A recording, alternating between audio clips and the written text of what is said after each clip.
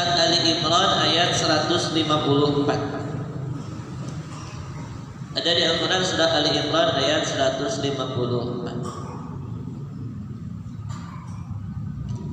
Ayatnya cukup panjang. Saya baca yang ada pokoknya saja. Kalau ada pusat bisa dibuka ya. Saya baca pokoknya saja. Wa ta'ifatun a'udzubillahi minasyaitonir rajim. Wa ta'ifatun qad ahammathum anfusuhum yadhunnuna billahi ghairal haqqi dhannal jahiliyah. Yaquluna hal lana minal amri min syai'. Qul innal amra kullahu lillah. Di sini ada kalimat jahiliyah disandingkan dengan kalimat dhanna. Dhannal jahiliyah. Jadi kejahiliyahan itu yang pertama berhubungan dengan dhon. Dhon itu satu prasangka sebetulnya.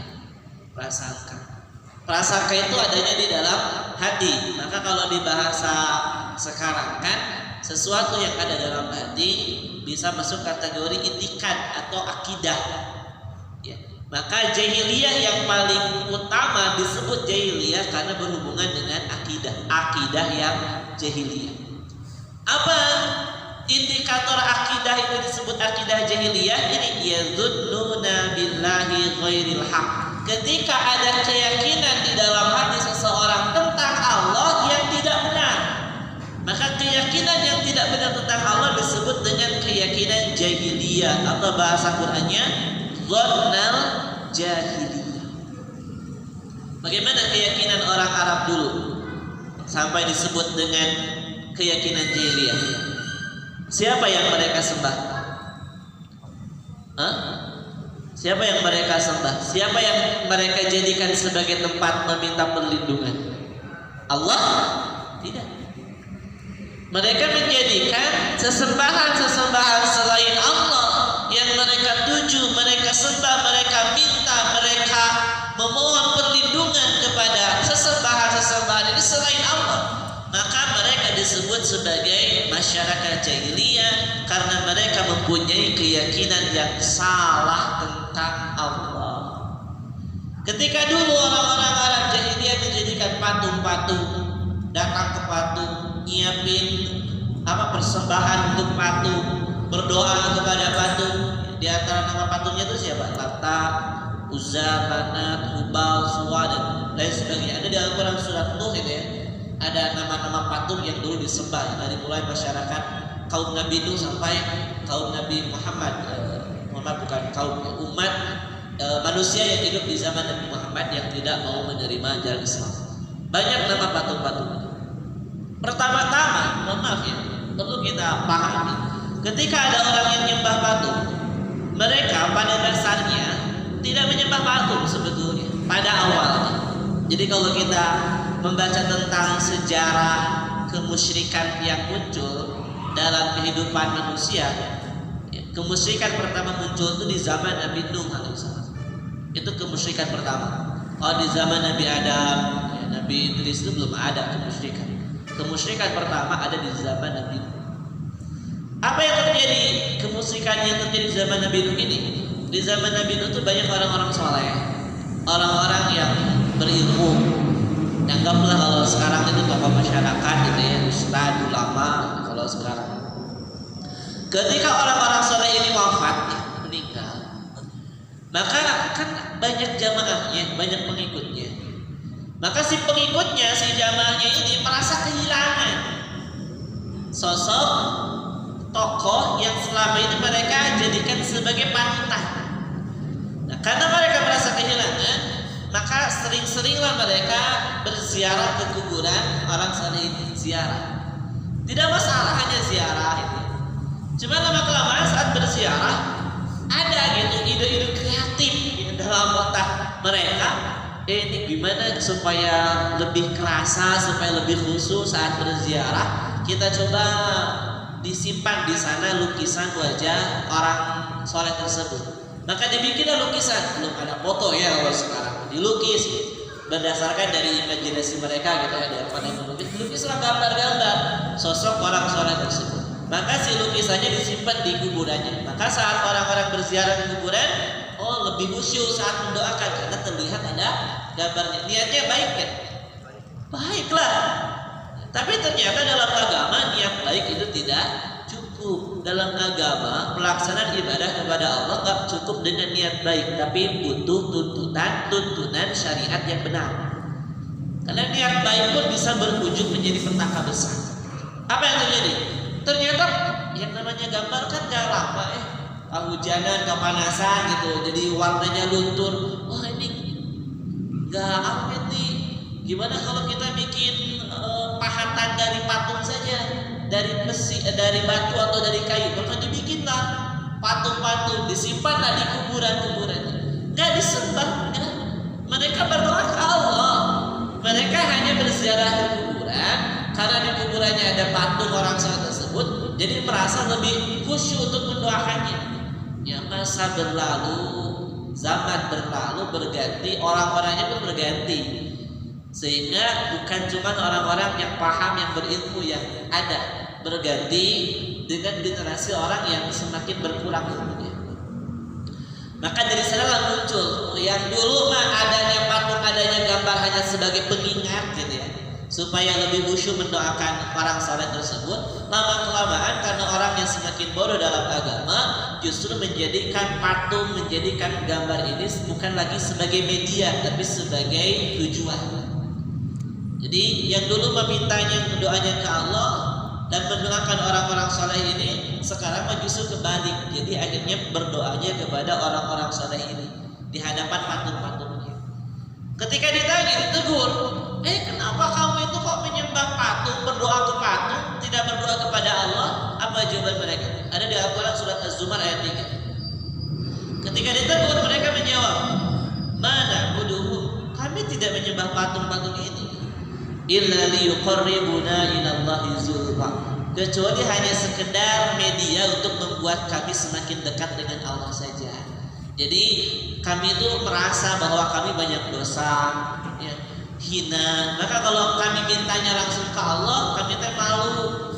Nah, kalau kami dimintanya kepada patung ini, ahli kubur ini, mereka kan orang-orang saleh, sehingga akan lebih mendekatkan doa-doa kami kepada Allah. Itu jawaban mereka dulu.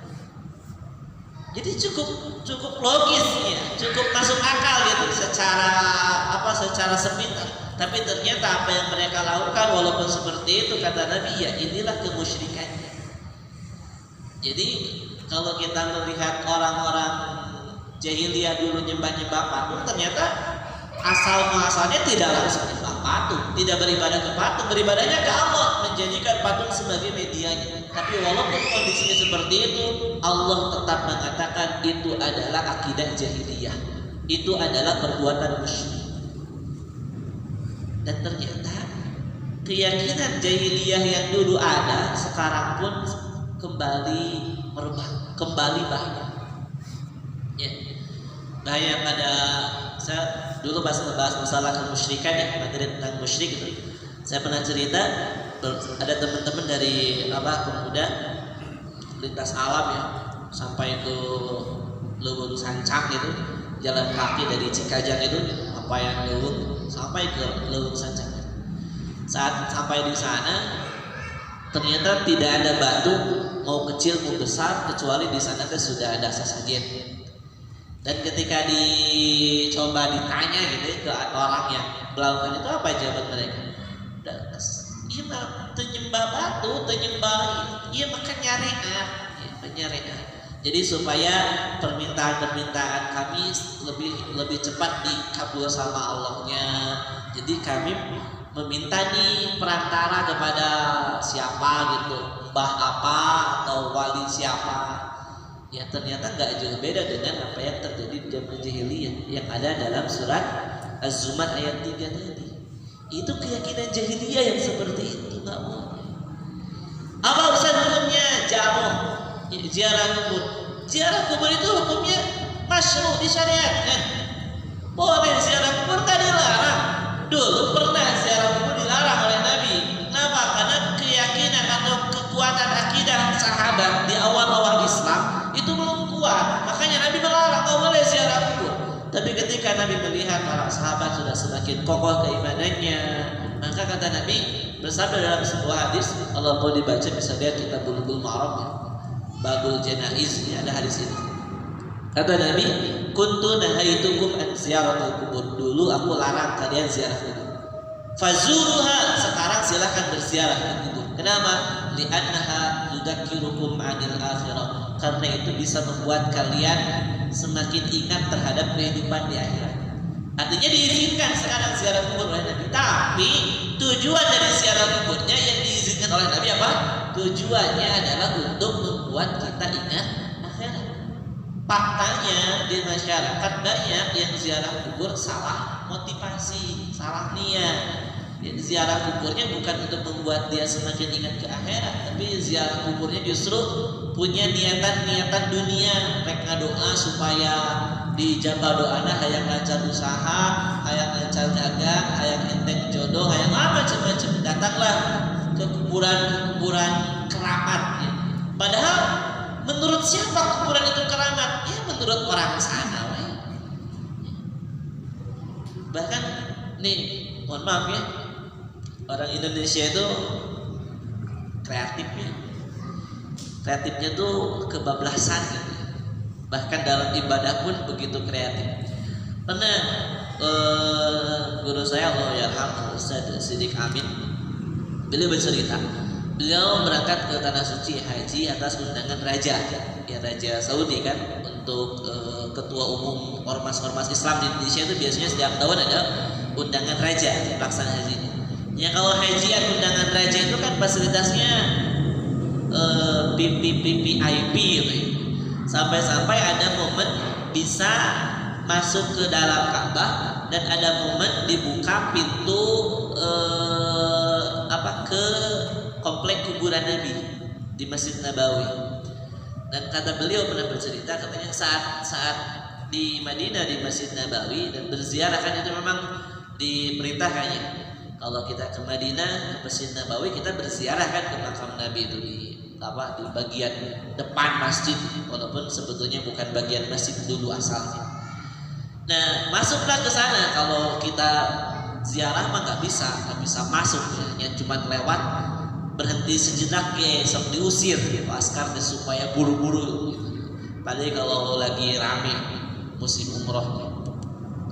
Nah kalau ini diizinkan masuk ke sana, begitu masuk apa yang terjadi? Didapati di sana di kuburan Nabi itu di sekitarnya kertas teh pemalangka, kertas gitu, banyak kertas. Iseng katanya diambil satu, ternyata pas dibaca oleh ini bahasa Sunda. Orang mana cina ya? Pasti orang Jawa Barat, orang Garut cina itu. Jadi ada doa yang dituliskan di sana. Jadi bukan dibacakan, cina teh dialungkan langsung ditah macakan Nabi. Itu kan sikap yang tidak sopan. Jadi ziarah kubur nggak masalah. Yang masalah itu ketika motivasi yang salah dan caranya yang salah. Harusnya kita ziarah kubur itu untuk mengingat kematian, mengingat akhirat dan mendoakan ahli kubur. Kuburan siapa yang lebih berat untuk dia ziarahi oleh kita? Ya kuburan orang tua kita. Sebelum ziarah ke kuburan keramat, kuburan wali, kita ziarah ke kuburan orang tua, kuburan saudara. Kita bersihkan makamnya, kita doakan ahli kuburnya, bukan berdoa kepada ahli kubur, tapi kita berdoa kepada Allah untuk kebaikan ahli kubur. Itu ziarah kubur yang disyariatkan. Nah, kembali ke masalah jahiliyah. Jadi kejahiliahan disebut jahiliyah bukan tentang masa, bukan tentang waktu. Yang pertama itu tentang akidah. Ketika akidah tentang Allahnya salah, sehingga merebaknya kemusyrikan, orang berbuat musyrik seperti kemusyrikan yang dulu diperbuat, maka tidak salah kalau kita bilang jahiliyah modern. Bahkan jahiliyah modern itu asli sekarang. Ada yang pernah dapat SMS tawaran pesugihan? So, ada. Itu kan tawaran pesugihan, terusan, macam-macam kan. Ini kan benar-benar jahiliyah modern. Kemusyrikannya itu sudah berbasis daring teh asli, berbasis elektronik, berbasis internet online gitu. Sekarang musyrik online ditawarkan kan, ada kan SMS itu menawarkan jasa pesugihan. berarti musyrik gitu. Itu jahiliyah modern. Karena kalau orang yang tidak jahiliyah berpikir rasional, ya kita ada kebutuhan minta ke Allah dengan cara yang disyariatkan oleh Allah. Lalu kemudian kita berikhtiar, ya berikhtiar dengan kemampuan yang Allah berikan kepada kita. Tapi kalau konsep berpikirnya, keyakinannya masih seperti keyakinan orang-orang Arab dulu, orang-orang Arab sebelum Islam dulu, ya dimasuki kategori jahiliyah modern. Hayang tarik benghar, akhirnya mujung ke gunung, mujak ke sagara, datang ke dukun, itu jahiliyah modern itu. Ya, karena orang Arab dulu disebut Arab jahiliyah karena ini keyakinan ke Allah yang salah.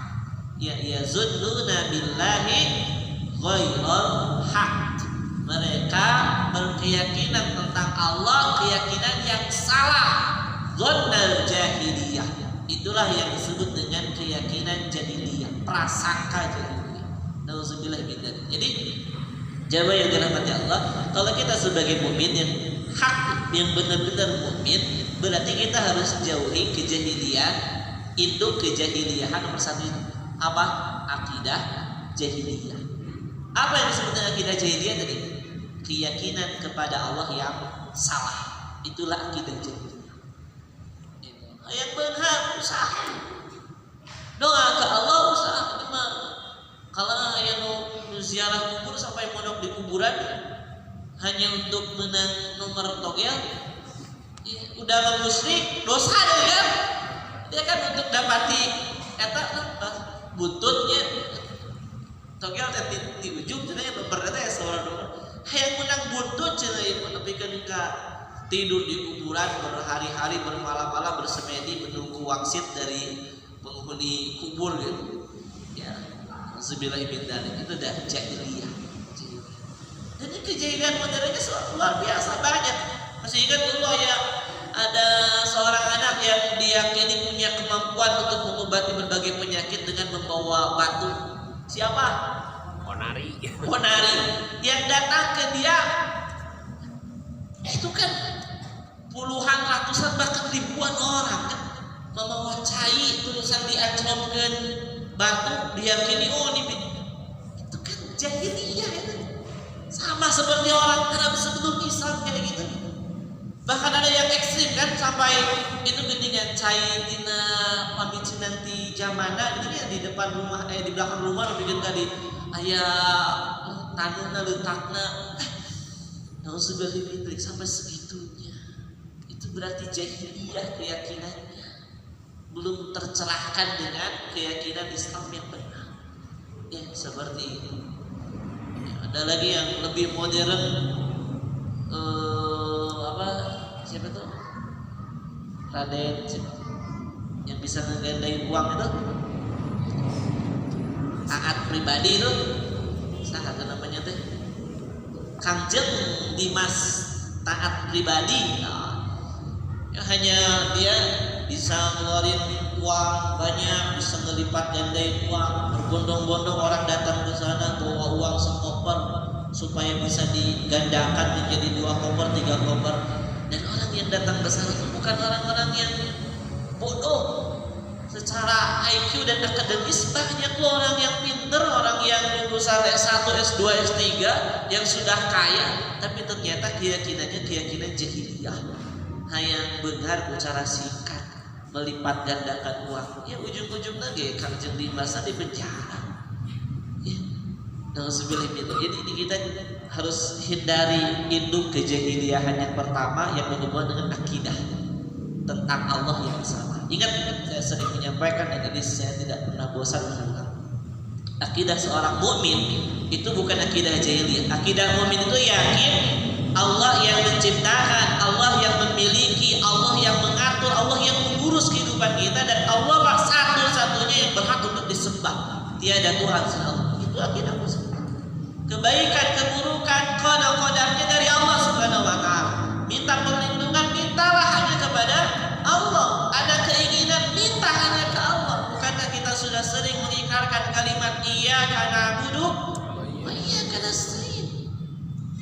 Coba bodohnya orang karena tidak paham makna iyyaka na'budu wa iyyaka nasta'in, dia ulang bacaannya setiap kali salat, tapi ternyata masih menunjukkan ibadah ke selain Allah dan masih meminta pertolongan kepada selain Allah, itu akidah jahiliyah. Nggak boleh. Kita meyakinkan ke Allah aja ya.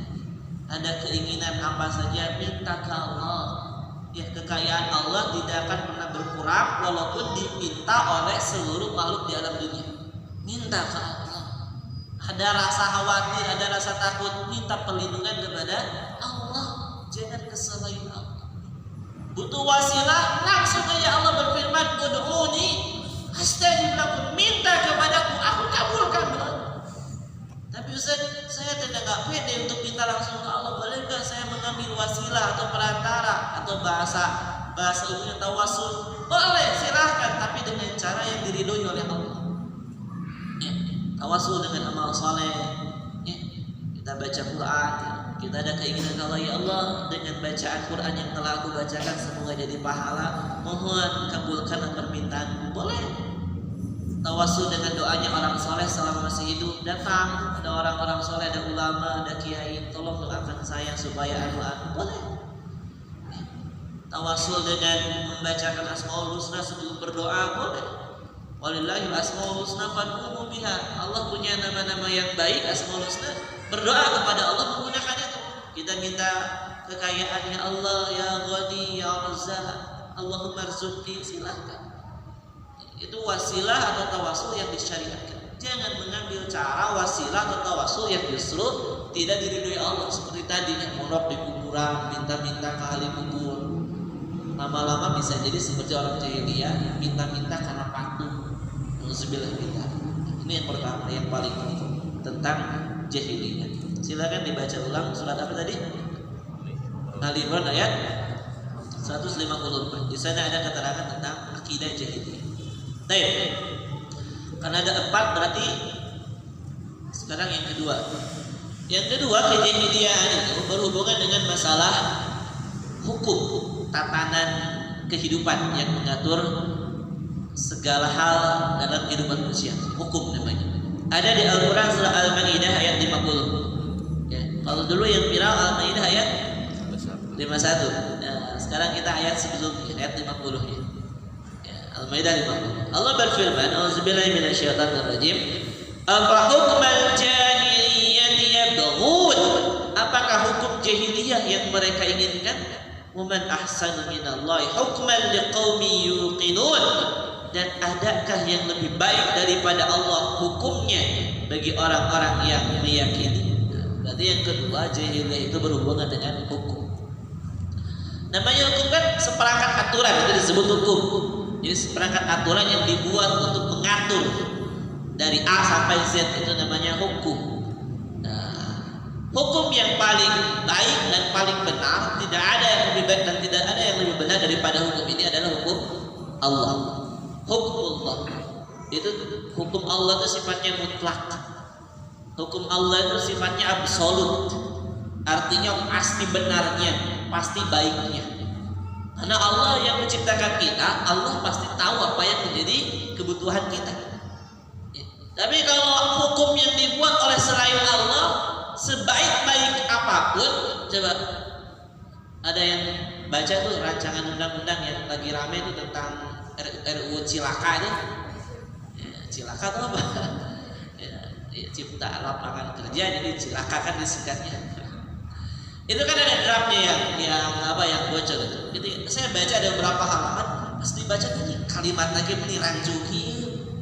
Masya Allah, definisi minyak bumi adalah minyak yang dikeluarkan oleh bumi. Lah, tentu udah didefinisikan deh, mas apal kenapa minyak bumi jadi minyak goreng?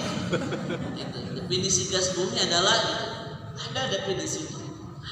Jadi memang kalau namanya aturan bikinan manusia itu pasti ada kekurangan.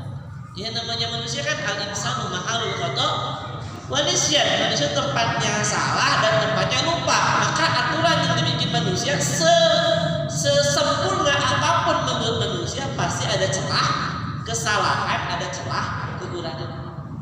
Tapi kalau hukum yang dibuat oleh Allah, Allah itu secara zatnya adalah zat yang maha sempurna, zat yang maha mengetahui, zat yang maha tahu segala sesuatu termasuk manusia, Allah Maha tahu.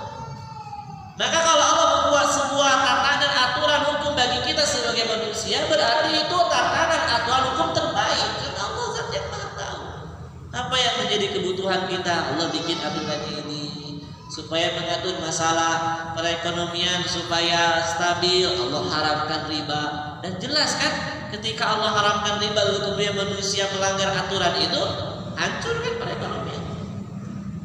Hancurnya perekonomian di dunia itu gara-gara riba yang paling pokok tuh. Karena riba itu kan warisannya orang Yahudi. Riba itu dari Quran disebutkan ya, yang paling pertama riba itu orang Yahudi dari dulu juga. Untuk ngatur tatanan kehidupan sosial, Allah bikin aturan baku amal, semuanya perfect, sempurna, bahkan bukan lagi sempurna, paripurna, saking sempurnanya aturan Allah. Gini, saya bikin sebuah analogi sederhana ya supaya bisa dimengerti. Ada yang tahu meri? Meri bahasa Indonesia apa? Bebek itik. Hah? Cing sok gerak ayat dalilna menyebutkan meri bebek naon. Dalilna menyebutkan meri itik cing keluarkeun supaya ayat Quran surat naon. Kita banyak perselisihan dalam bahasa padahal tidak terlalu urgen tapi jadi permasalahan besar. Nah, realitasnya kita teh banyak itu dalam agama gitu. Hanya gara-gara masalah bahasa jadi masya itu. Meri, itik, rek bebek, pokoknya nama meri lah ya. Coba lihat dongangan merinya, meri 100, 200 ribu. Kita ngabariskan kudungangan meri pabarinya. Meri pabarinya ngabaris aja gini. Saya pernah kamu membut tuh pas badai saya gelangna macet sudah. Apa yang bikin macet? Meri kertas macet. Kenapa? Karena banyak atau ratusan kertas dari ngabaris gitu kan. Nah, yang bikin meri itu teratur barisnya, jalannya, siapa yang aturnya? Ya tahu Allah gitu. Ini yang atur itu keperangannya sama Allah. Keperangannya bukan Allah, usaha. Bawang Lu ngangona. Bisa jadi lu punya atau pegawai gitu kan? Lu ngangon. Ya, tapi lu ngangon meri sana. Makanya lu ngangon meri. Ya, meri diangonku jami, itu diangonku meri kan? Kabayang lamun meri diangonku meri. Coba, meri diangonku meri. Aya KM-na nyiapkeun. Jadi KM ketua meri siap untuk membariskan. Pasti bakal pasehan. Ya, mungkin pemilihan ketua meri kan. Akhirnya mau beres-beres tapi lamun meri dibariskan kudu ngangon meri jelema yang tahu kan ieu teh kabean meri kumaha katanya. Kemauannya seperti apa? Babarikan ngabariskeun dengan nyanak apa tongkat suluh tina naon di keperangan ngabaris dan ngabaris biasanya. Aya nu macet saarit itu ditowel maju sadeh. Babari rapi kenapa? Sebab meri diangon ku jelema. Diangon ku gadungna.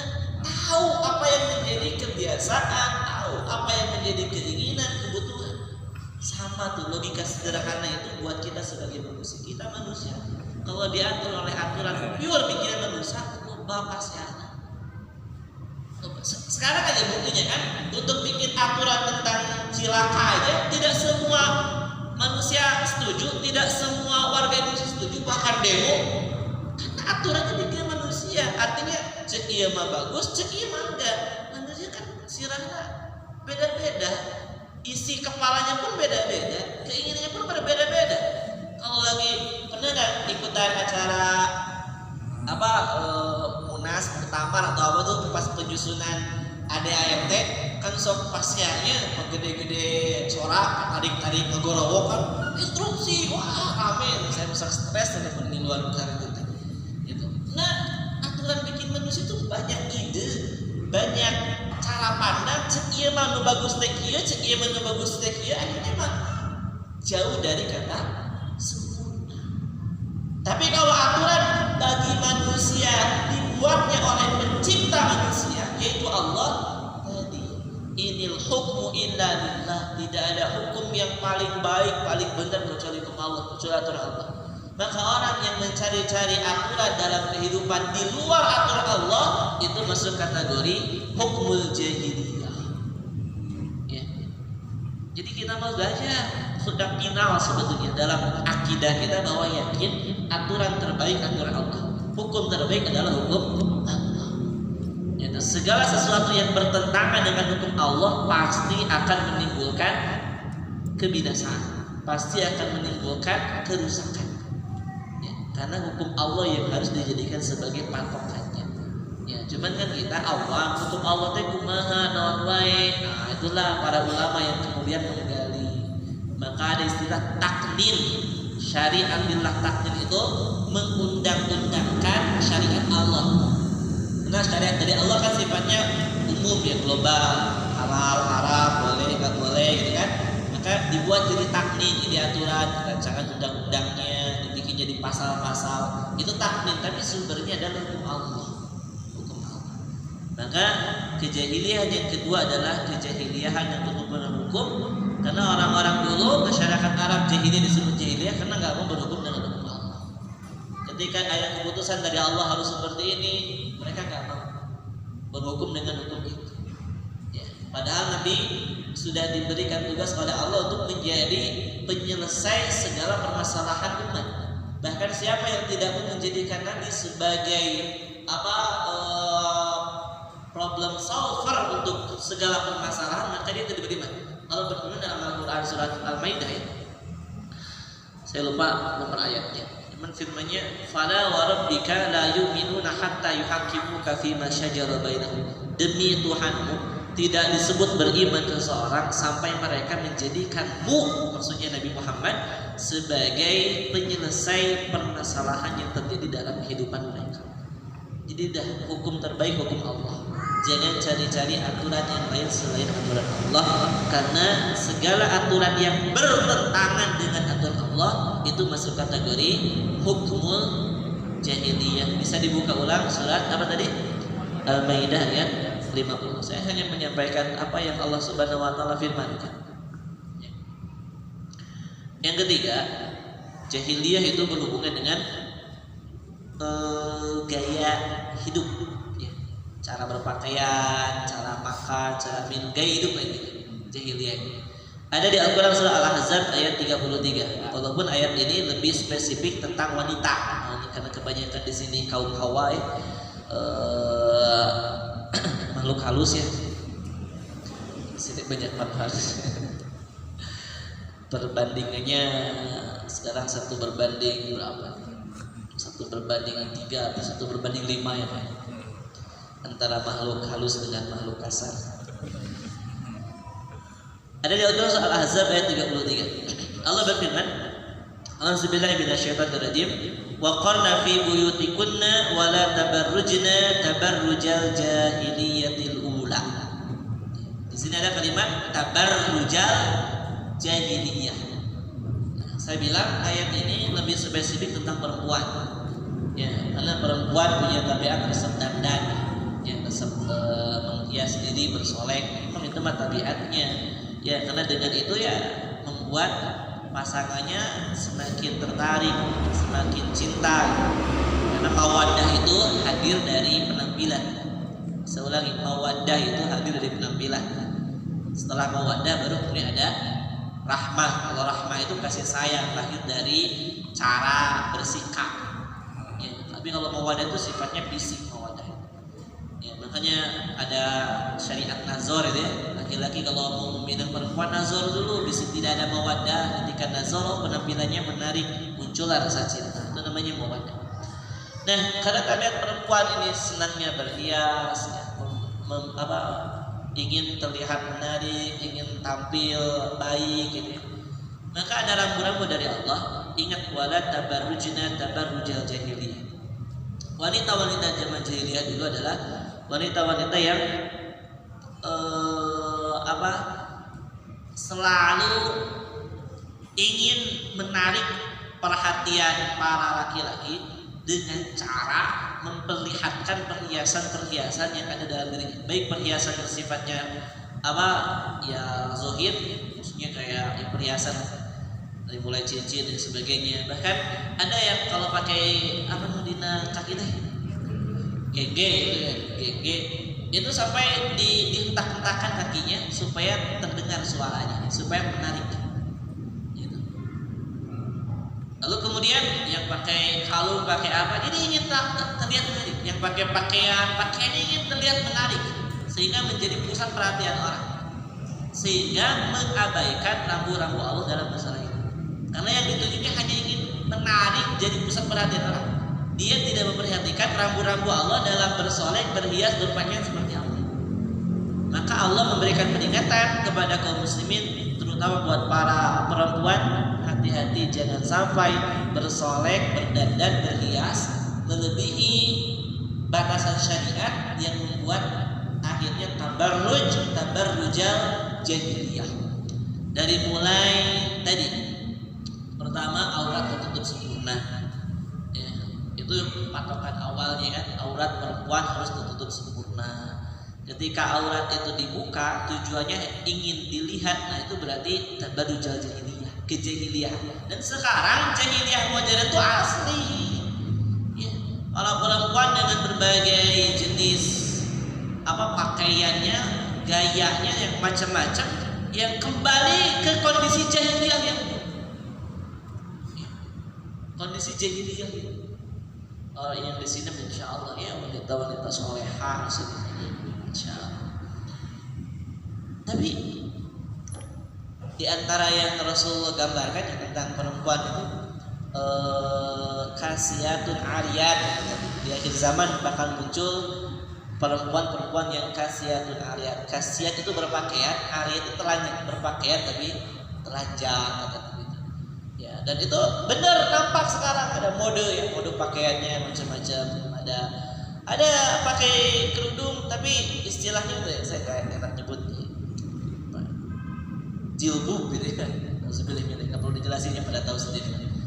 Ya, tapi berpakaian tertutup tapi ariyat seperti kita berpakaian, sehingga dari atas sampai bawahnya benar-benar apa lekuk tubuhnya sempurna terlihat. Makanya hati-hati buat para perempuan. Coba tadabbur ulang surat Al-Ahzab ayat 33. Bahkan ini ada ayat sebelumnya, ayat 30-nya, bagaimana petunjuk dari Allah buat para perempuan, dari mulai menundukkan pandangan, menutupkan apa kain sampai menutupi dadanya. Ada di Quran patokan-patokan tersebut, batasan auratnya. Karena hati-hati, masalah penampilan bisa menjadi masalah yang masuk kategori jahiliyah, tabarrujal jahiliyah. Dan sekarang beneran gitu nampak gitu ya. Nampak dari muda apa model perempuan yang dulunya teh apa hot pant gitu. Hot pant buat perempuan, hot pant itu kan celana yang hanya berapa senti itu dari jeans, dia sebutnya hot pant. Itu yang jadi dulu modelnya para pelacur tuh pakai hot pant. Sekarang mah dipopulerkan sama artis, jadi yang para banyak lah banyak. Maka hati-hati dengan masalah jahiliyah, terutama buat penampilan. Apa yang terjadi ketika tabarrujal jahiliyah ini muncul? Yang terjadi adalah perzinahan semakin merajalela. Ya. Ini saya kasih bocoran ke sebuah teori konspirasi yang saya baca dari beberapa buku-buku tentang konspirasi buat para perempuan. Pertama, ketika Islam memberikan syariat tentang khitan, ya, khitan itu jumhur mengatakan yang dihitan itu laki-laki dan perempuan. Terus jumhur, walaupun ada sebagian ulama mengatakan khitan itu bagi laki-laki, tapi jumhur atau mayoritas ulama mengatakan khitan itu laki-laki dan perempuan, walaupun dengan metode dan cara yang berbeda tentunya. Tapi apa fungsi khitan bagi perempuan? Kata para ulama adalah untuk litaksir syahwatin nisa, untuk sedikit mengurangi syahwatnya perempuan. Itu tujuan kita. Apa dalilnya khitan dianjurkan bagi perempuan? Kata Nabi dalam hadis, "Idzal taqal khitanani faqad wajabal ghusl." Jika bertemu dua anggota tubuh yang dihitan, maka sudah wajib mandi. Maksudnya jika berhubungan intim ya, laki-laki dan perempuan. Tapi disebut oleh Nabi dua anggota tubuh yang dihitan. Artinya yang laki-laki dihitan, yang perempuan pun dihitan. Kalau hitan hanya untuk laki-laki, Berarti makna idal takoliatan ini laki-laki pakai jeung lalaki ya tuh. Kan sudah bertentangan dengan syariat bahkan dengan adat. Gitu. Tapi kemudian muncullah satu propaganda ya, walaupun ada pembuktian dari sisi medis dan sebagainya. Cuman yang saya yakini dari sisi syar'i karena ada dalil perintahnya maka khitan bagi perempuan termasuk yang dianjurkan. Tapi propaganda yang muncul adalah kemudian perempuan sudah tidak boleh lagi dikhitan. Apa yang muncul setelah itu? Setelah itu akhirnya banyaklah perempuan yang dihitam sampai kemudian tumbuh dewasa. Dilanjutkan konspirasinya dengan pakaian, mode pakaian tadi, hot pants dan sebagainya, legging yang ketat sampai ke mohon maaf yang bagian dari organ vitalnya terhimpit juga dengan pakaian yang dipakainya. Apa yang akhirnya yang muncul? Syahwatnya semakin menggebu. Sudah tidak dihitan, artinya syahwatnya tidak terkurangi. Lalu kemudian anggota vital tersebut kemudian terhimpit oleh pakaian yang serba sempit, maka muncullah syahwat yang semakin menggebu-gebu.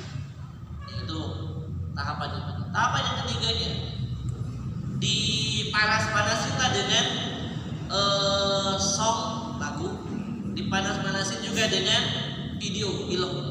Ya, lagu-lagu coba ada pemerhati lagu dangdut di sini. Barangkali ada pemerhati lagu dangdut. Saya ini mantan pemerhati lagu dangdut. Ya, tapi teka aja. Ya, itu sama istri saya masih kuliah tuh dulu, masih tinggal di sana di Gudang Buya ya, depan bengkel sapi itu sebelahnya itu rumah saya sama istri itu yang saya tinggali. Bagian depannya dikontrakin bengkel, saya tinggal di belakang sama istri, anyang-anyangan namanya awal nikah. Jadi yang penting bisa dulu sama orang tua lah, nggak apa-apa. Tinggal di satu kamar ukuran 2,5 ke 5 meter gitu, dibagi 2 kamar, satu ruangan buat kamar, satu ruangan buat segala rupa gitu ya. Yang penting bisa dulu supaya belajar mandiri. Nah bagian depan yang samping yang di seberang yang di pinggir jalannya dikontrakin ke bengkel gitu. Nah saya lagi libur kuliah 3 bulan, libur pagi-pagi teh ayam di rumah dan kamar dan libur. Cuman enaknya kuliah saya tuh walaupun libur gajian tetap cair gitu ya. Nah para mahasiswanya dapat gajian tiap bulan, jadi nggak bayar tapi dibayar. Nah saat libur itu ya bengkel tuh nyetel wedang tuh tiap hari ya, radio base itu terus subuh-subuhnya dangdutan 2011. Jadi semua lagu dangdut terlirik hafal dan tiap hari dengar. Cuma saya kaget gitu ketika didengar ya saya tanya fans berat Roma Irama dulu jadi lagu-lagunya itu penuh makna gitu. Begitu dengar lagunya Cinta Satu Malam ya itu lagunya kayak lagi apa aku duluan sudah 3 bulan gara-gara pacaran gelap-gelapan lagu gitulah gitu. Macam-macam saya dengerin jadi asa arah gitu nggak dengerin lagu-lagu begitu. Ternyata ya semuanya bukan kebetulan, semuanya by design gitu. Semuanya ada yang desainnya. Apa tadi urutan propagandanya kayaknya orang sudah tidak merasa malu dengan zinanya, toh udah ada lagunya. Perempuan sudah tidak merasa malu ketika hamil di luar nikah, ya di lagunya gitu dan namanya jadi biasa. Film macam-macam kan, kalau film Indonesia itu kalau genrenya horor pasti horor seks, gitu, komedi seks. Jadi ini semakin termotivasi untuk berbuat zina. Nauzubillah. Dan semuanya berawal dari tabarruj. Maka hati-hati para perempuan, hindari tabarrujul jahiliyah. Ikutilah mode fashion yang sesuai dengan syariat. Ya, yang sesuai dengan syariat itu bukan berarti kudu serba angker gitu ya, dikasih lusuh. Enggak. Allahu jamil yuhibbul jamal, itu zat yang maha indah dan mencintai keindahan. Ya, bukan berarti kalau kita semakin syariat semakin kucel, enggak. Kucel justru tidak syar'i. Allah itu kan mencintai keindahan, kebersihan, tampil menarik. Kita beli pakaian harganya mahal dan ketika dipakai bagus apalagi buat ibadah, Allah senang. Ada hadisnya, Allah senang ketika Allah memberikan nikmat lalu orang yang menerima nikmat memperlihatkan asal nikmatnya. Allah senang asal bisa menjaga hati dari sifat takabur, merasa bahwa ini pakaian saya mahal, yuk tinggalin ya, jam tangan saya deh mahal, padahal pakai dendeng sudah mahal. Hati ini yang harus dijaga. Tapi kalau pakainya syar'i, harga asal-asal toh. Ini saya tuh pakainya mahal, tinggal itu merek lagi toh. Jadi masalah tabarruj para perempuan coba pelajari lagi bab ini ya, khusus dengan kajian muslimah lah tentang bagaimana mode fashion yang sesuai muslimah. Agak kurang elok kalau saya bahas lebih dalam masalah ini gitu. Karena ini privasinya perempuan. Baik. Tapi intinya jahiliyah, kategori jahiliyah yang ketiga berhubungan dengan tabarruj. Tabarruj itu adalah gaya hidup fashion ya, dan lain-lain yang berhubungan lebih banyak bagi perempuan. Tapi laki-laki bukan berarti aman. Laki-laki juga sekarang banyak loh korban fashion. Ya.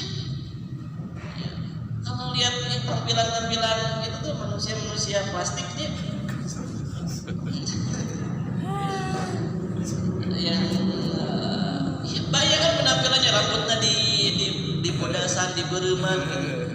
Ya bagi mereka mah terlihat dari jauh rada mantes gitunya, rada gitu ya, rada tibuk di bereman gitunya, wajahnya kulitnya bodas, mulus gitu, mobilnya Ferrari gitu ya, minumannya gara raya.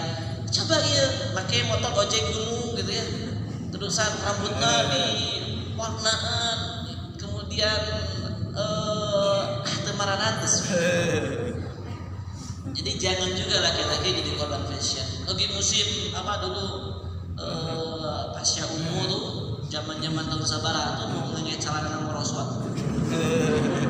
Sok dari turutan pakai celana merosot. Teh enakeun atuh teh nyaman coba. Rek lompat seutik teh kudu. Tapi karena fashion gaya diturutan, yang paling berpengaruh keabsahan sholat. Tapi ke celana kan rada merosot gitu ya. Nah kayak ke atasannya pakai kaos pas sholat ruku. Kan kelihatan tuh bagian belakang. Bukankah dari pusar sampai lutut itu aurat? Pusar itu bagian depannya, bagian belakangnya yang sejajar dengan pusar itu juga aurat. Maka hati-hati buat para ikhwan kalau sholat ya, kalau pakai kaos dan sebagainya, biasanya usahakan, kan ada sekarang tuh lagi tren yang mau sholat. Tujuannya apa? Supaya aurat bagian belakang tidak terlihat. Karena pas sholat kadang-kadang kita nggak sadar ruku ya nanti saatnya. Ya kaos bagian belakang, karena kan kaosnya ketat, celananya merosot, kita pas ruku teh, masya Allah. Kalau nonton siapa bintang Emon tuh tentang masalah itu dikasih lihat, ada malu naon saya. Nah, pada jam 5 lebih, tapi materinya rame deh ini. Jadi bahasa atau sudah? Terakhir ya satu lagi. Jadi yang terakhir ada di Al-Quran surah Al-Fatah ayat 26. Al-Fatah ayat 26. Bahasa yang dipakai adalah Auzubillahi minasyaitonir rajim. Ij'alal ladzina kafaru fi qulubihimul hamiyah hamiyatal jahiliyah. Jadi kalau yang pertama tadi dhannal jahiliyah, yang kedua tadi apa? Hukmul jahiliyah, yang ketiga tabarruj jahiliyah, yang keempat hamiyah jahiliyah. Apa maksud hamiyah? Hamiyah itu kalau dibahasa sederhanakan adalah fanatis kesukuan. Jadi orang jahiliyah itu mereka membawa fanatis kesukuannya. Jadi saking fanatiknya terhadap sukunya, terhadap golongannya, terhadap kelompoknya, sampai siap berani mati demi mempertahankan ini. Jadi loyalitasnya bukan di atas agama, tapi loyalitas yang ditujukannya atas nama suku, kabilah, kelompok, geng. Ini nggak boleh. Kayak gitu nggak boleh. Dan sekarang terjadi yang seperti ini. Hanya ya jangankan yang sifatnya dalam kelompok keagamaan, kelompok di luar keagamaan, kelompok yang keagamaan saja banyak yang membawa hamiyatul jahiliyah. Merasa, saya yang paling benar, selain saya semuanya salah. Saya ini calon surga, selain kelompok saya semuanya di neraka. Banyak yang seperti itu sekarang. Dengan mudahnya mengatakan, kamu ini bukan kelompok saya, kamu ini kafir, calon ahli neraka. Banyak begitu. Ini hamiyatul jahiliyah nggak boleh. Kata Allah nggak boleh, kata mereka nggak boleh. Ya. Apalagi yang di luar masalah keagamaan, kan banyaknya tawuran gara-gara mempertahankan harga diri kelompoknya, siap mengangkat senjata. Dulu Nabi, para sahabat siap mengangkat senjata, siap mengorbankan nyawa untuk apa? Demi agama. Bukan membela Ansor, bukan membela Muhajirin, bukan membela agama. Bukankah Nabi sampai melebur Aus dengan Khazraj dirubah menjadi Ansor? Apa tujuannya? Supaya hilang hamiyatul jahiliyah. Dulu tuh orang-orang Arab perang teh jadi hobi. Aya jadwalna antara kabilah ieu jeung kabilah itu jadwal perang bulan naon derap. Aya jadwalna. Dulu itu saking apanya? Saking fanatis ke sukuan, saking fanatis ke kabilahan seperti itu. Islam datang menghapuskan semua itu. Ya. Maka semangat kita itu semangat ukhuwah, innamal mu'minuna ikhwah. Berarti sekat-sekat yang membuat kita menjadi hamiyat al-jahiliyah harus dihapus. Terus saya nih berasal dari ormas apa NU, merasa wah NU bang bener selain NU salah, hapus tuh rasa seperti itu. Jadi Persis yang paling benar, selain Persis salah, hapus keyakinan seperti itu. Dari apapun enggak, kalau masih mempertahankan rasa itu berarti hamiyat al-jahiliyahnya masih ada. Enggak boleh. Kita ini sikap loyal, berkorban, siap mati di atas agama, bukan di atas kelompok, bukan di atas geng, bukan di atas nama apapun selain agama. Agama yang menjadikan kita bersatu. Ya, saya sama anak-anak sama satu itu teriak Islam bersatu, tak bisa dikalahkan bikin kapuran. Ya, karena ya hamilnya supaya hilang, fanatik kesukuan hilang semua. Kalau masih ada yang ada perasaan dalam dirinya, nih saya mah turunan saya paling saleh, yang lain mah ahli neraka, itu hamiyat al-jahiliyah. Kelompok saya paling baik, yang lain mah semuanya calon neraka, itu hamiyat al-jahiliyah. Buang.